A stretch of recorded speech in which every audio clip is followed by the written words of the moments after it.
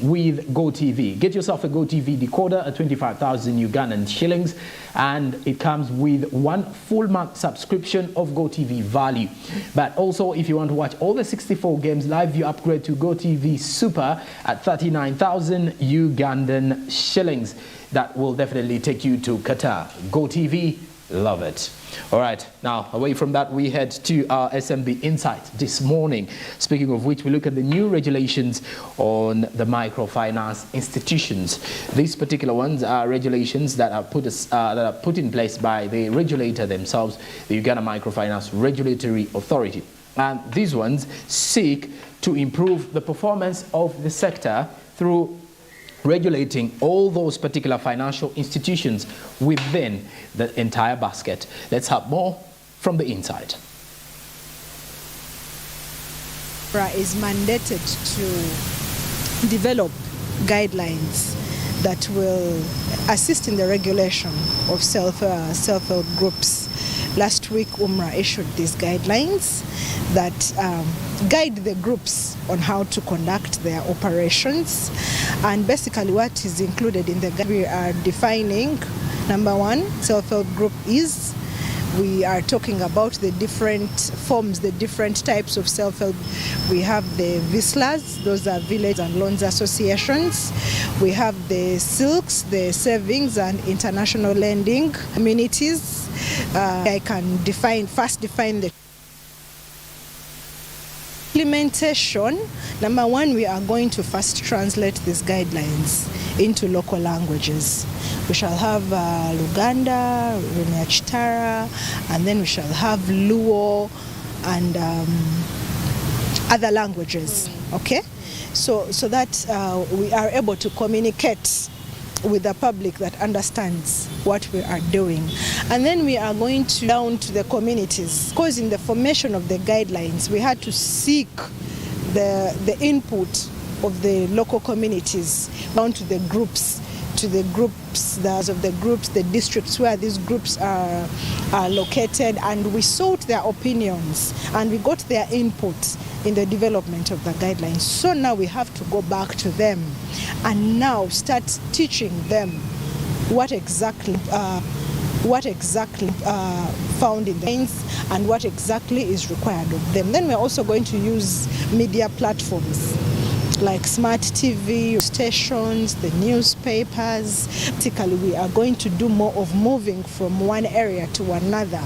We are going to canvass this entire country to make sure that the person at the grassroots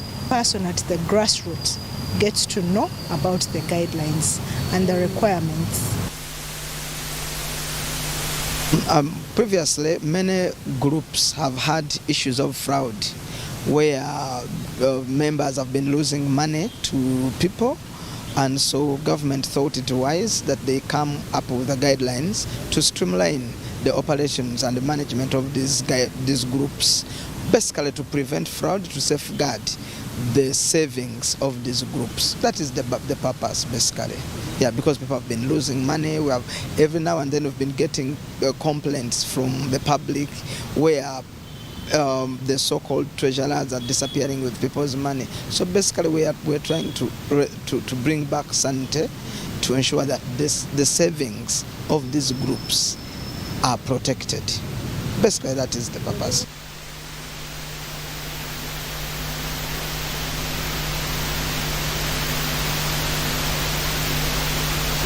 All right, and basically the Uganda Microfinance Regulatory Authority came up with new revised guidelines. These ones will be implemented with effect from next year, January 1st, 2023, as a way of waiving the public from the fraudsters that are messing up the system in the financial sector. And then, as Uganda is yearning to attain middle income status, these are some of the things that government is set to ride on with looking at local communities getting into that money chain and the money economy. Okay, now we are heading on ground with Barije Andrew. The mere fact that there is a very huge discussion in regards to the rising sugar prices in Kenya. On the other hand, it's becoming worse, by the way, and this will in turn affect our imports of sugar, but also creating room for exports on the other hand, but also looking at the fact that about 600,000 metric tons of brown sugar and 60,000 metric tons of industrial sugar were produced annually in Uganda. Approximately 9,739 tons of sugar, that is worth around 1.3 billion shillings, were then exported out of Uganda. Now this makes up to 56% of Kenya's total imports of around 17,590 tons of the good in August. So when you look at this situation, the sugar sector in Uganda is apparently one to worry about, because when sugar also rises, that will be an issue, trust me, and it's something that we are steadily looking at to understand what do the people think about this particular situation in regards to the increasing prices of sugar. Beride Andrew is on ground. Thank you very much, Jerome Paul Sonko. And today we are right here with a PRO of the Usafi market, and the discussion this time around is going to be on the Ebola outbreak. We see quite some other sectors have been affected. For example, the tourism industry, which has been trying to recover from the effects of the COVID-19 pandemic, but the epidemic of Ebola has frustrated their recovery processes. And we saw that yesterday a number of visas, of course, cancellations of the tourists that are supposed to come within the country, the bookings were cancelled, and that means that the tour companies have to refund back that money. But however, you could be out there, wherever part of the country you are at, just know that whatever is happening to other sectors can also come to your sector and affect you. When you see the lockdowns happening like in Mubende and the neighboring places, don't just look and watch. This can happen anywhere, even in Kampala it can reach. But now we are discussing how best can we people in Kampala try to avoid the further spread of Ebola epidemic. Remember, most especially in those areas where there is a lot of crowding of people. Remember, this disease is not airborne, but largely spreads through handshakes. If, for example, your fingers sweat or your hands sweat and you touch something and another person touches that thing, definitely they're going to get infected with Ebola virus. And today we are discussing markets, since they are very crowded. Of course, quite a lot of businesses are transacted in the markets. So we want to understand what preparations are put in place by the market leaders to ensure that the local people within those markets try to put up measures to ensure that this virus doesn't spread further. And here with me, I'm with a PRO. He's going to introduce himself further, and we discuss what measures are being put in place to avoid the spread of the Ebola epidemic. Sebo, buzaako kubakulaba. Okusookera ddala njagala okwebaza aba Channel 44 okutukyalira, Smart 24 okutukyalira. Nze nno amanya gange nze Segwanyi Muhammadi, nga nze mwogezi wa katale ka Usafi.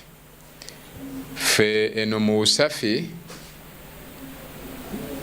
tugoberera bulungi ebiragiro bya President bye yawa oluvannyuma lw'ekirwadde ky'Ebola okubeera nti kyawulika mu disitulikiti Mubende ne Kasanda. Era twateekerawo mangu mu nkola enkeera, kubanga Usafi ke katale akazimbibwa ku musingi ogw'okujja abantu ku nguudo ate abangi ennyo. Era twataddewo amapipa, bw'oba oyingira bw'oti ku geeti osooka kunaaba mu ngalo. Tumekinga sure nti abantu bonna abakolera mu katale bambala masiki n'okwewa amabanga. Olw'okuba nti Usafi erina akatale ate ne zone gye bayita Usafi Tax Park, tulina abantu bangi. Era buli lwakubiri tubeera mu meeting okulaba standards ezo zitwasetinga ziba nga zitambula bulungi. Tetukkiriza muntu yenna kuyingira mu katale ne mu paaka nga tasoose kunaaba mu ngalo, n'okumakinga sure nti omuntu oyo aba ayina mask n'okwewa amabanga. Kubanga bwe twali mu meeting n'aba public health batugamba nti endwadde ezo zisinga kuva ku bbugumu, abantu okubeera nti bali mu mugotteko. Era bw'oyita mu katale tuyina areas ze twalekawo nti bwabeerawo periodi y'endwadde nga Ebola ne COVID bwe tubadde waliwo we tubagaziyiza ne beewa amabanga. Tulina abakyala abo abasusakawo, abaleeta emicungwa, abatunda gonja, so bw'oyita mu katale kati bali mu mabanga okweta okusobozesa ebbugumu lino okubeera nti tebafuna lingi n'okumekinga sure nti banaaba mu ngalo ate bateekako masiki. Ekyo tukitunuulidde era atwala ebyobuyonjo omukulu gwe bayita Sam Kalwanyi akola butaweera okulabika nti standard ezo zetwasetinga zitambula bulungi, ate n'ekitongole kya KCCA ekya public health nga nakyo kisupervising okulaba nti byetwakkaanya bigenda mu nkola. Twagala okwebaza KCCA nti mu bugubi obungi ebadde egezaako okuyoola kasasiro, kubanga abantu mu butale obusinga obungi bayinza okulowooza nti endwadde eva ku bantu ng'obuntu, naye ne kasasiro oyo naye bw'abanga avaamu ebbugumu naye asobola okuba nti aleeta obulwadde obusobola okubeera nti bw'affectinga abantu baffe. So tutambulira wamu n'ekitongole kya KCCA okulaba nti ebiragiro pulezidenti bye yawa tubiteeka mu nkola. Ffe tetwalinda kugamba nti biri Mubende na Kasanda na wano ng'e Kampala tulwana nnyo okulabika nti tubiteeka mu nkola abantu baffe basobole okubeera nti tebafuna ndwadde zibasumbwa. Maybe ekirala kusoomozebwa kikwe musanze nga mugezaako otteeka ebintu bino mu nkola okwettangira ekirwadde, kuba kimanyi wabawo abamu ababawo obuzibu nga mugezaako okuteekawo ekintu kino mu nkola, bayinza okuba abamu ate bantu ba bulijjo be muyamba. Okusookera ddala okusoomoozwa bwe weekuli nti omuntu oyo ojja n'olaba nga okumugamba okunaaba mu ngalo lufuuse lutalo, naye ffe kye tukola kasitaagaana ebyaffe tumugamba nti ebifo bingi mu Kampala n'obutale bungi wano tojja kuyingira, genda mu kifo ekirala, kubanga tetusobola kukkiriza muntu kubeera nti ye ayagala okukola ye kyalowooza nti kyekituufu ate nga kigenda okutwafectinga.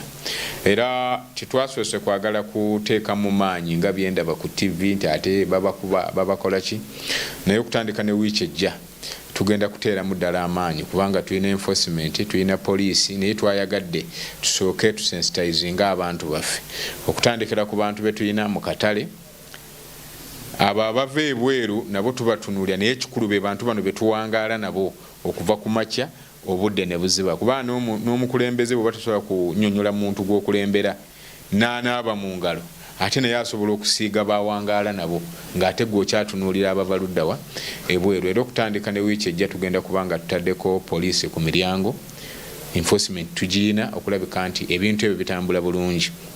Naye kye twagala okusaba gavumenti nti Ministry ya Health eyongere okusensitizinga abantu bategeere wano mu Kampala ffe nga abakulembera abantu abangi, abantu bawulira nti endwadde eri Mubende eri Kasanda weekanga nga bagamba ebyo biri eyo ffe tibitukwatako, naye ne beerabira nti endwadde ezo zitambula, kubanga omuntu yakedde okuva e Mubende amaze okutuuka e Kampala ate agenda kuddayo, oba abadde mu Kampala asobola okuba nga atambula n'asobola okukola ki okuddayo. So tusaba minisita wa Health asobole okuteekawo sensitizations ku radio, ku TV, abantu bongere okumanya, n'ebitongole bino nga KCCA bisobole okukola omulimu gwayo, kubanga twabadde tuwandiikidde KCCA nga tugigamba nti ekiseera kituuse okubeera nti kuba kati mu COVID luli baatuwangayo sanitizer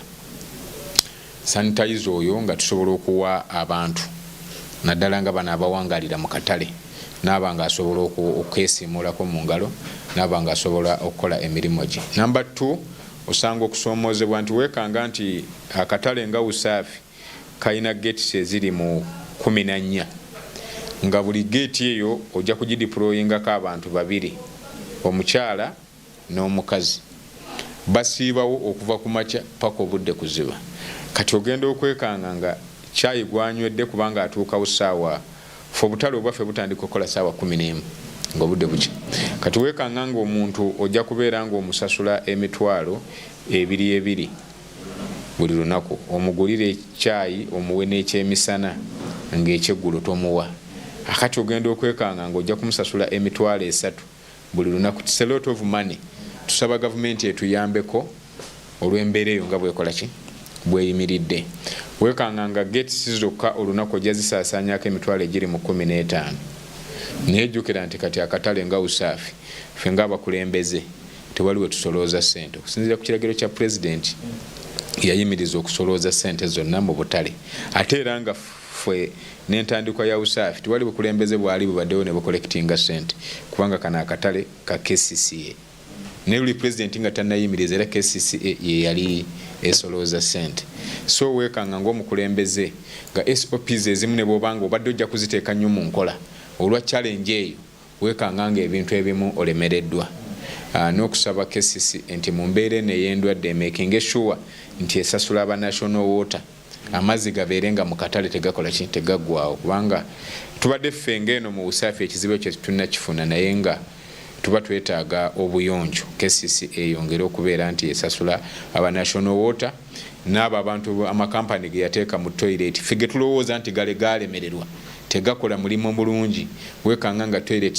mu za KCCA wonna mu Kampala ng'embeera yaazo mbi kati ate bwe twegattamu endwadde weekanga nga ebizibu bijja kweyongera era okukakkana nga olwanyisa Ebola ate abantu bafune hepatitis B bafune infection kuba kati endwadde eziri mu malwaliro tewakyali kati mukyala agenda mu ddwaliro ne batamukebera infection kati bw'otuna n'amalwaliro nga bwe gayimiridde omuntu mukyala munaku asusakawo agenze mu ddwaliro bamukebedde infection bamugambye biiru mitwalo 28 mitwalo 3 tazirina weekanga nga abantu abo bafunye embeera enzibu ey'endwadde so tulina okutunuulira ebintu ebyo n'okusaba gavumenti n'obwegendereza nti egezeeko okuyamba obutale generally kati nze ngaali ku lukiiko olugatta obutale bwonna obwa gavumenti mu KCCA kuba era nze mwogezi waabwo w'obutale obwo weekanga nga ebizibu by'obutale bikyali bingi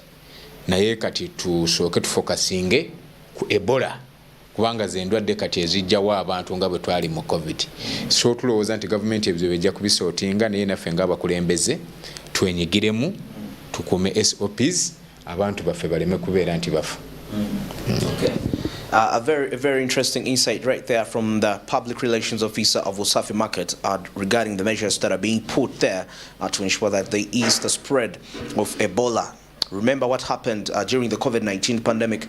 It's a disaster. This is something we don't want to repeat. Maybe, Chairman, omwogezi ekisembayo kubirako omuntu tochi singa obutale buno buba bugaddwa okufiirwa ky'okuyinza okubeerawo mu byenfuna mu ddakiika nga 2 okusookera ddala nti obutale era twagala okwebaza pulezidenti wa Uganda nti emirundi jazze ng'agezaako okuggalawo eggwanga abadde ng'obutale abulekawo okusookera ddala nti obutale buno bwe bukolerwamu abantu bwe bayita ba formal sector abantu abawansi ennyo informal sector abantu abawansi ennyo kubanga generally baavu saagala bayita banaku kubanga omuntu omunaku ye muntu atalina babe naye baavu nnyo ate bwe bukutte enkonome y'eggwanga nti abantu abasinga baali beebuuza lwaki obutale bufombekeddemu entalo tebwalimu ntalo naye ekyaliwo kyali nti abantu abayigirize tebayinza kukulemberwa batali bayigirize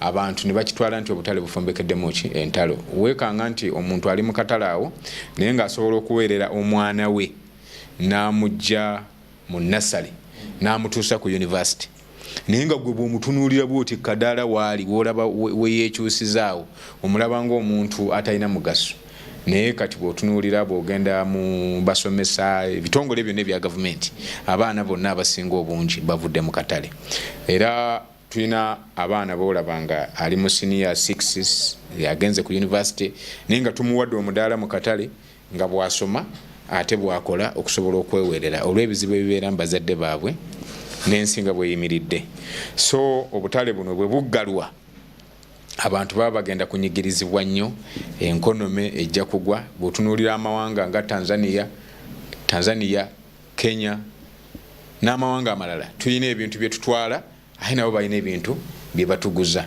ennyaanya zonna okusinga ziva Nairobi ebijanjaalo ebibisinga wano ewange ne kawo biva Nairobi so twagala okwebaza pulezidenti nti buli lwabeerawo omuyaga oguba gutuyuuya ffe ng'obutale addamu emabega n'agamba naye mugoberere bino na bino na bino musobole okubeera nti musigalawo ne mukola. All right, that's what is regarding the measures being put in place to ensure that Ebola spread is not too much, most especially in the crowded places like the markets. And starting with next week, there is going to be serious enforcement regarding the rules put in place. If you're a market person, you're working in Wasafi, or it could be any other market, there is going to be serious enforcement of SOP, standard operating procedures to ensure that there is not further spread of the virus. And that's what we had on Smb On Ground today. I'm Andrew Barije, back to studio. All right, there you have it, Barije. Andrew, speaking on matters to do with the sugar prices that look like they're going to increase. Very worrying, because in Kenya the prices have already shot up, and it's a worry for those who import mainly some of those sugar products as well as sugar into the country. But then we shall closely be keeping an eye on that particular space to see how the markets will be changing and how these prices will be varying within the shortest weeks possible before the year comes to an end. All right, thank you very much for being part of Smart Means Business this morning. Stick around though. Coming up shortly is Anthony Sebali taking you through financial markets. That and more here on Smart 24 TV. Have a blessed day. Good morning.